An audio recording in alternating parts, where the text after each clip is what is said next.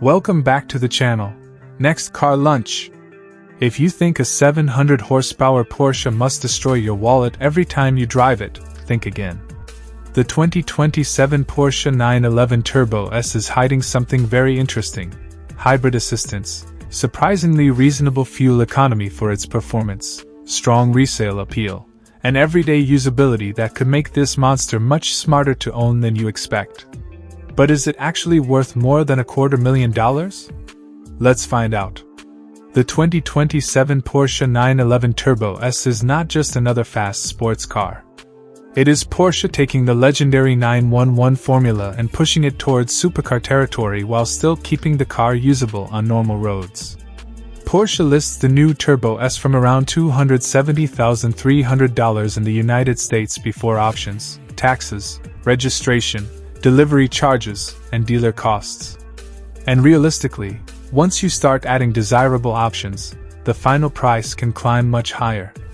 For American buyers, that puts the Turbo S in serious luxury territory.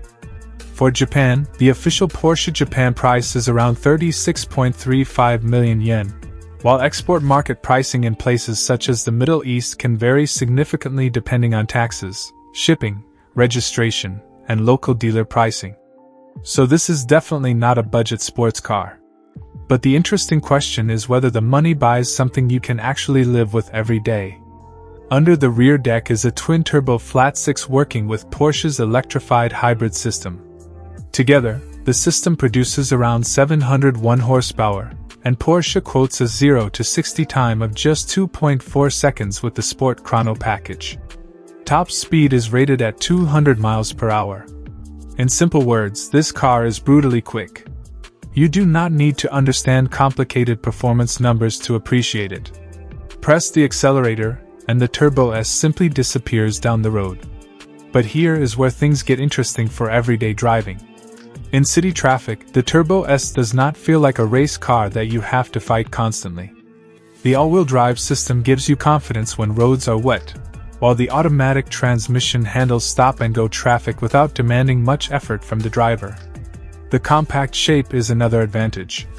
Compared with a large American performance car, the 911 is relatively easy to position on narrow streets, tight parking spaces, and crowded downtown roads.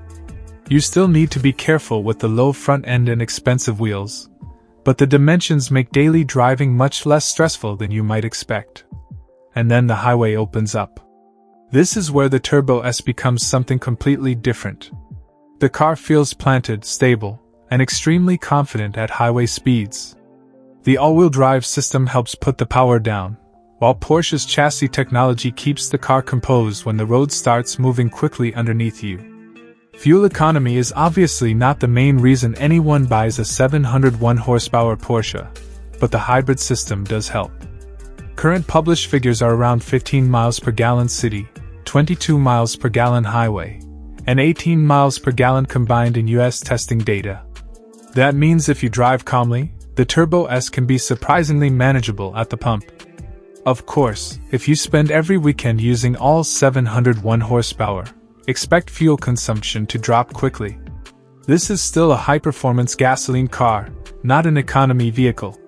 There is no EV-style long-distance electric driving here, but the hybrid assistance is designed mainly to improve response and performance while helping efficiency.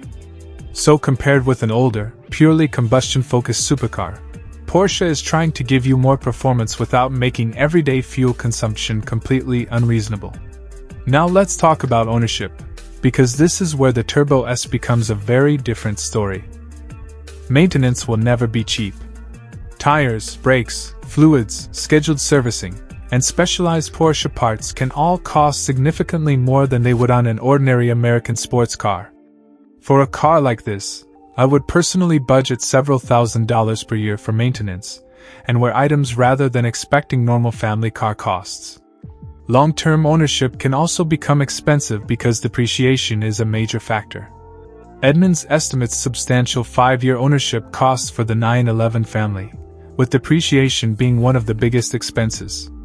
The good news is that the 911 name has historically had strong demand in the enthusiast market. A well-maintained Turbo S with desirable specifications, clean history, and reasonable mileage can be much easier to resell than many ordinary luxury vehicles. Insurance is another major consideration. With a car capable of 200 miles per hour and costing well over $270,000 before options, insurance premiums can be extremely high depending on your age, location, driving record, annual mileage, and coverage level. Spare parts are available through Porsche's American dealer network, but availability and pricing are obviously very different from something like a Ford Mustang. If you live far from a Porsche service center, that is something you should consider before buying. And that brings us to the American competitor. If you want something dramatically cheaper, the Chevrolet Corvette is the obvious alternative. A Corvette can deliver incredible performance for far less money and can make much more financial sense for a value-focused American performance buyer. But the Turbo S offers something different.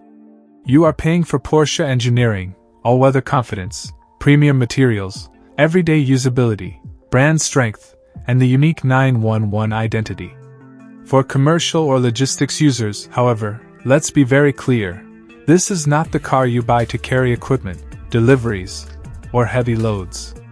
The 911 Turbo S has only limited storage, with a small front trunk and rear seating that is better suited to occasional use or extra storage than serious cargo work.